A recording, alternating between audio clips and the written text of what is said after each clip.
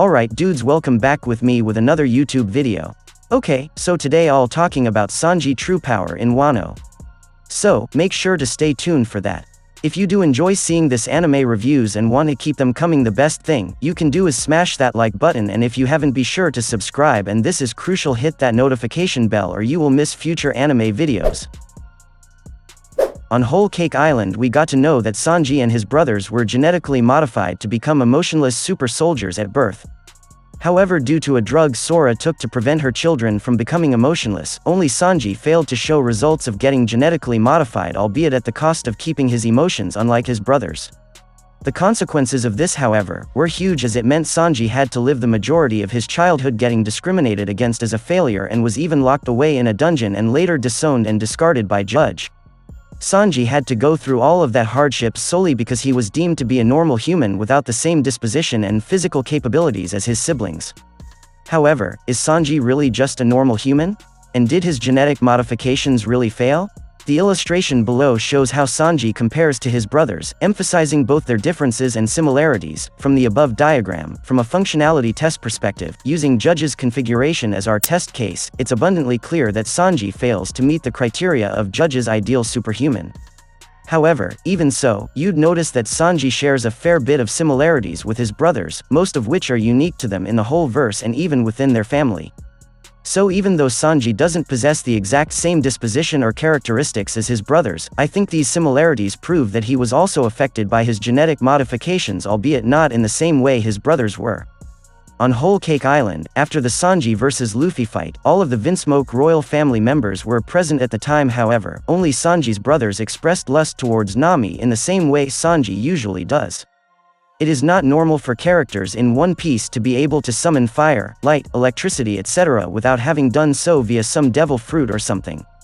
Both Sanji and his brothers have curly eyebrows with a shape akin to the patterns that appear on regular fruits when they become cursed. I don't think it's far-fetched to infer that the source of this pattern appearing on regular fruits after they get cursed is due to the genetic structure of said fruits having undergone a change. Curly eyebrows in the world of One Piece are referred to as a taboo, and the child that has it is deemed as cursed, as was the case with Duval.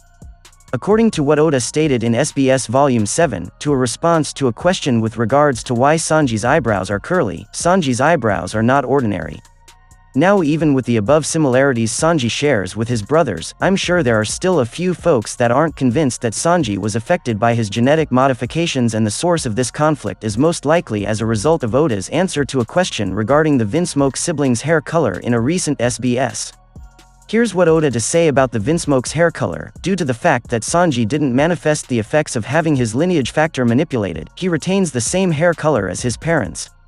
At first glance, this might sound like a confirmation that Sanji didn't have his lineage factor modified, but I want y'all to think about it for a moment. Does having your lineage factor modified automatically give you an exoskeleton or make you void of emotions? The answer to that is no, and Reiju is living proof of that, given she has emotions unlike her brothers bar Sanji. If it wasn't already obvious before, it becomes increasingly clear that said effects were specifically configured by Judge. The unique hair colors of all the Vinsmokes bar Sanji is most likely the same. Now, Oda said Sanji didn't manifest the effects of having his lineage factor manipulated by Judge, but effects of what exactly? Judge's configuration? If so, then that's accurate. However, it doesn't eliminate the possibility of Sanji's genetic modifications having taken a slightly different route from that of his brothers in consequence to the drug Sora took.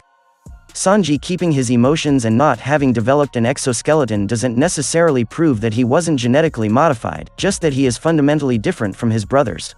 A potential hint that Sanji was modified differently from his brothers is the fact that his curly eyebrows take an inverse shape in comparison to his brothers. Now, moving on to the nitty-gritty of my theory, which is Sanji's awakening. I'm sure the lot of you guys and girls are familiar with the story of the ugly duckling. If so, you've probably already noticed that Sanji's backstory shares a lot of similarities with it, and I don't think it's simply just a coincidence either, given the following. In SBS Volume 20, Oda was asked what animals best represent the SHs, and Oda's choice for Sanji was domesticated duck, which, I personally think, is a very peculiar choice. Taking a look at the cover page for chapter 124, after the events on Whole Cake Island, it becomes abundantly clear that it was a foreshadowing of Sanji's past. In the image below, Sanji is carrying a box with the word secret and a sticker with the Straw Hats Jolly Roger on it, indicating that Sanji at the time was keeping a secret from the Straw Hats. It is also very interesting to note that in the same picture Oda depicts a man at the pier riding a swan. As pointed out above, Sanji character seems to be somewhat tied to ducks and swans, so taking the above into consideration, I for one, think it's very unlikely that the similarities between Sanji's backstory and the story of the ugly duckling is simply a coincidence. Now, seeing as the story of the ugly duckling could very well be the template for Sanji's backstory, I think an awakening is very much on the cards for Sanji. One could argue that Sanji has already found his flock of swans and acceptance in the Straw Hats and Bharati, which is true. However, like the ugly duckling came to the realization that he's not actually a duck but a magnificent swan, Sanji is still yet to come to realization that he isn't a Germa failure but something that might surpass even Judge's initial configuration for his kids, hypothetically speaking. For example, Sanji is fundamentally different from his brothers in that his emotions intensify, strengthen his fire abilities. Anger in particular increases the intensity of his flames, and this phenomenon is what gave birth to one of his strongest techniques shown to date in his Hell Memories. So as opposed to his brothers, Sanji's abilities have the potential to evolve, whereas his brothers remain stagnant due to their lack of emotions.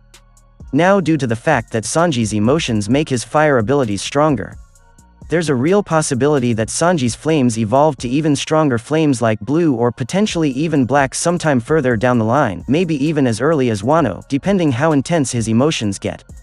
Scientifically speaking, we know fire changes color the hotter it gets, red to orange to white to blue, so going in line with that, Sanji could potentially unlock blue flames.